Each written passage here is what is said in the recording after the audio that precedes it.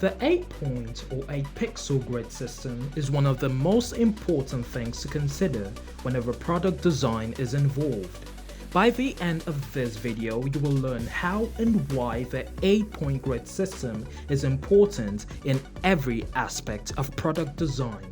But mainly, we'll be focusing on the spacing guide, spacing in typography, spacing in iconography, spacing in UI designs in general. So without wasting much time in it, let's dive right into this.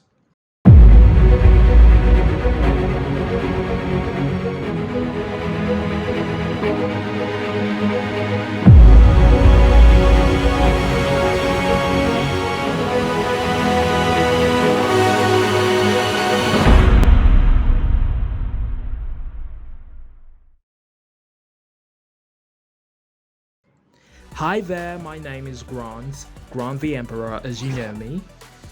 In this video, which I would like us to talk about spacing, the 8-point grid system, we will start from the spacing guide.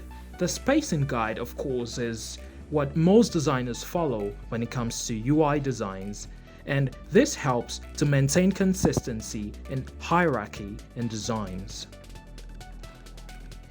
In this guide, the presentation shows a spacing showing the levels of different sizes of squares, with each of them having different sizes of 8 pixels, multiples of 8 pixels. The first one has a width and height of 8 pixels, the second 16 pixels. They all have multiples of 8 pixels on them. So box grid shows multiples of 8. It serves as a guide for UI designers, UX designers too, to help them maintain consistency in their designs. This is a first sample, this is a second sample which you can follow as a guide too. As we can see, the spacing between the first box, the second box is 8 pixels, then the next one is 16, 24, 32, 48, 64. Multiples of 8. Like that, it goes on and on and on. It matters a lot because it gives your designs visual hierarchy. It helps you maintain consistency in your design. Now let's talk about spacing in typography. Spacing in typography. This is very much overlooked.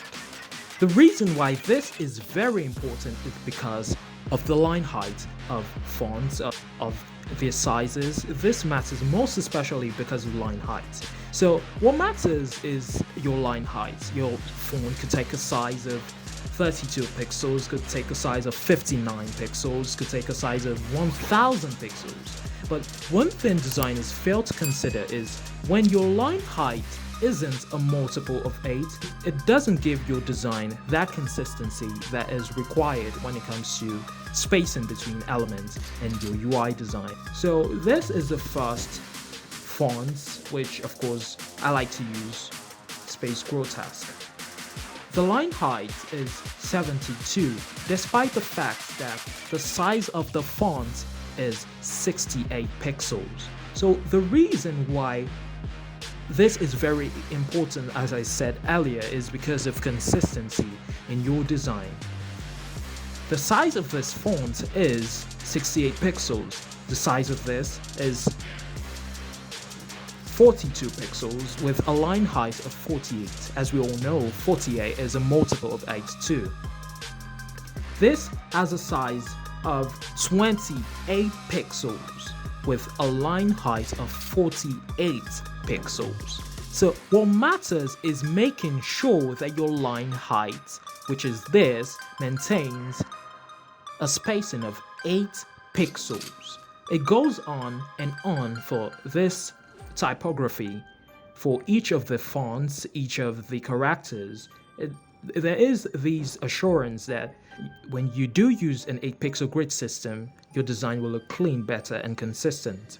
So this is an example for when it comes to typography, spacing in typography. This is an example which of course I would like us to dive into.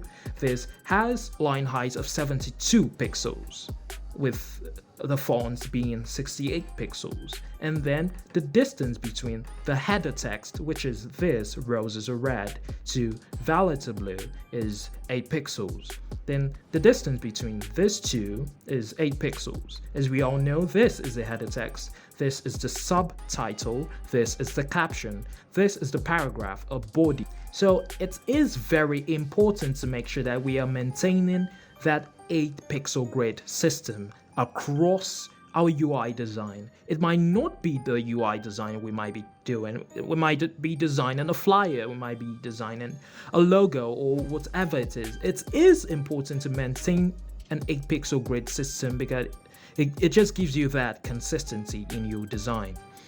So this, of course, with a line height of 16 pixels, this with a line height of 24 pixels. This is very orderly, and as we can see, it is easier to differentiate between each of these texts. And now let's talk about spacing in iconography. This is one of the most important and underrated aspects that the 8 pixel grid system can be applied to. Now, as we can see, our first icon, which has a size of 16 width and 16 height, but as we can see, there are no pattern in this icon, but this has a size of 24 by 24. So what I normally do, which I would advise you to do too, is to always make sure that if you're using an icon without a pattern in your design, you have to ensure that your icon doesn't exceed 32 pixels. It is very important. Your icon shouldn't be too large, as it's not the most important thing in your design, of course. There are other elements that needs to draw the attention of the user or reader or whatever you're using your icon for. Then this are icons with extra patterns. Now, if you do want to use an icon with an extra large size, whatever you want to use it for, it is very important to make sure that you're using a pattern on your icons. The reason being because if your icons are too large, it attracts the user, which of course icons shouldn't over attract your user or the user of that product, or in your UI designs, you need to make sure that you use patterns and make sure that your icon doesn't exceed 32 pixels. 32 pixels. You need to take note of this. As we can see, this is an icon of a height of 16 pixels and a width of 16 pixels too. As we can see, if you hold your Alt key, you can see the spacing around the icons for this pattern, which is 8 pixels all around, as we can see from this guide, plus 8 pixels for the pattern. It's the same for this.